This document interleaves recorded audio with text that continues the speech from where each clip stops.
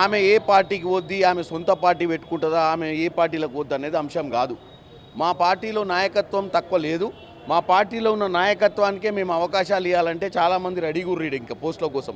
కాబట్టి మా పార్టీలో రేపు అవకాశం వస్తుందా, ఆమెకు రాదా, ఆమె ఏమన్నా మా పార్టీకి వస్తే మా పార్టీ గ్రాఫ్ పెరుగుద్దా, ఇవన్నీ అంశాలు ఇక్కడ ముఖ్యం కాదు. ఇక్కడ ఒకటే ఒక అంశం, యావత్ తెలంగాణ ఆమె వెనక ట్రైల్ కావాలంటే ఆమె డెఫినెట్గా ఈరోజు సిబిఐ ముందు వాంగ్మూలం ఇవ్వాలి.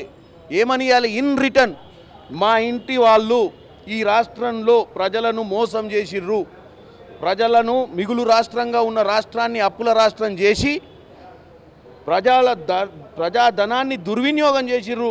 అది వాళ్ళ హరీష్ రావు గారు చెప్తుందా, కేటీఆర్ పేరు చెప్తుందా? నిన్నటిదాకా కేటీఆర్ పేరు చెప్పలే, ఎందుకంటే పార్టీలో ఉంది కాబట్టి.